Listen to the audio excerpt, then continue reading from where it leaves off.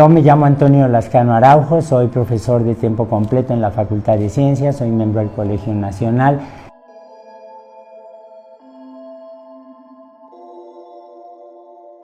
¿Es inevitable contagiarse por el virus? No es inevitable que la gente se infecte. Las infecciones sabemos exactamente qué las causa. El coronavirus es un virus de una familia de virus de RNA que conocemos muy bien, que conocemos el por qué es patógeno y el que sabemos cómo evitarlo, cómo evitar el contacto, cómo evitar la infección. ¿Son efectivas las barreras de protección rutinarias para evitar la infección?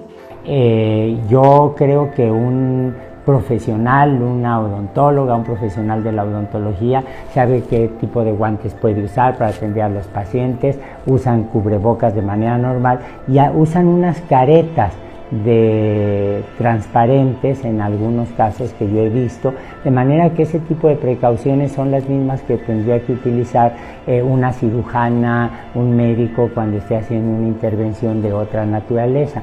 El punto básico es, no hay nada de mágico en la infección. Sabemos exactamente cuál es el patógeno, sabemos cuáles son sus debilidades, sabemos cuáles son sus fortalezas y podemos funcionar para contrarrestar. ¿Es cierto que el virus es vulnerable a temperaturas ambientales altas? No, cuando se habla de altas temperaturas se está hablando de la temperatura que la comunidad de la salud, médicos, enfermeras, odontólogos, técnicos, etcétera, saben usar para esterilizar el material quirúrgico, incluyendo desde luego el material que se usa en las tareas de la odontología. Altas temperaturas ambientales significarían temperaturas, no sé, como las que encontramos en los trópicos, en la Ciudad de México durante el verano, al mediodía, etcétera. Todo lo que tenemos hasta este momento de información indica que esas no son temperaturas que logren ni destruir ni inactivar al virus. Entonces es algo en lo que no nos podemos confiar. ¿En qué superficies es más resistente el virus? Bueno, hasta ahora, precisamente antier salió un artículo en The New England Journal of Medicine, que es una revista muy seria, en donde se ve, por ejemplo, ya específicamente con este coronavirus, que hay algunos que pueden resistir, por ejemplo, en superficies de acero durante varias horas. No resisten bien, por ejemplo, en superficies como el cartón, como las telas, etcétera. Pero aquí hay un resultado que es absolutamente fascinante, que a mí me llama mucho la atención.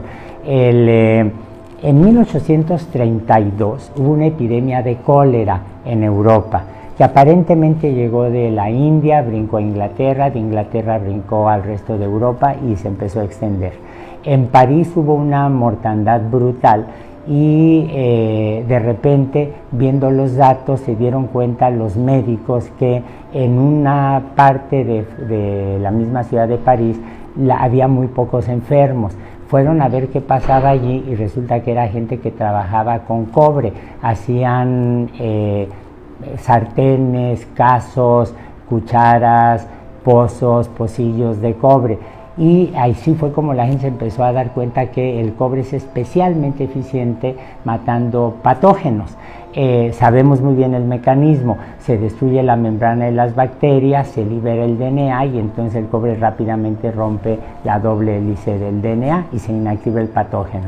Hace unos años se publicó un análisis en donde se veía el efecto de las superficies de cobre sobre virus, incluyendo el de la influenza, y hace 2 días se vio que curiosamente, efectivamente, el cobre también puede destruir mucho más fácilmente que el acero inoxidable a los coronavirus. Esto lo que sugeriría es que, como un proyecto a largo plazo, deberíamos cambiar las perillas, las superficies de acero del material quirúrgico, de las mesitas en los hospitales, etcétera. Y por ejemplo, cuando uno llega a Chile, es muy alentador que en el momento en que uno pasa a la ventanilla de control de pasaporte, está forrado con cobre, el lugar donde uno pone las manos, deposita el pasaporte, lo recogen, etcétera. Vamos aprendiendo poco a poco. ¿Existe información sobre alguna vacuna que se esté elaborando? Bueno, en cuanto comenzó la epidemia, en cuanto se dieron los primeros brotes, inmediatamente distintos grupos de investigadores se dieron a la tarea de buscar vacunas. Y como ustedes saben, ahora hay técnicas que son extraordinariamente rápidas, eficientes, como las vacunas de RNA. Hay muchas, yo creo que en este momento debe haber cerca de 100 grupos de investigación a nivel internacional que están buscando vacunas.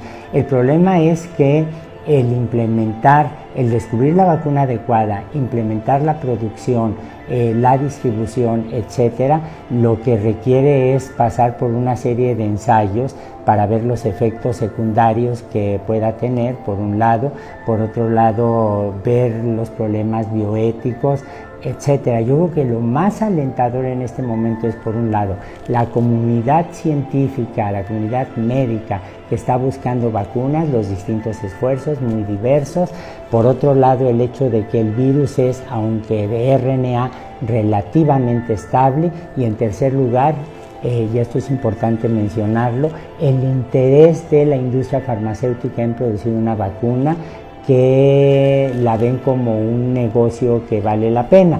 A esto hay que agregar la buena disposición de distintos gobiernos, de distintas organizaciones filantrópicas como la que coordinan Bill Gates y su esposa, para invertir dinero en un proyecto así, porque finalmente vivimos en un mundo donde lamentablemente la salud se ve en un contexto socioeconómico. ¿Las mujeres embarazadas son un grupo de riesgo?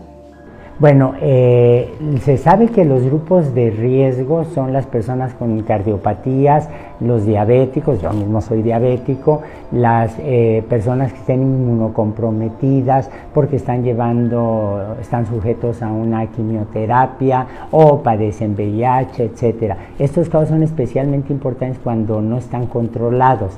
Las embarazadas, se sabe históricamente, es conocido el hecho de que están deprimidas, un poco deprimidas en términos inmunológicos, pero hasta ahora no hay ninguna evidencia que las coloque a ellas en especial en un grupo de alto riesgo.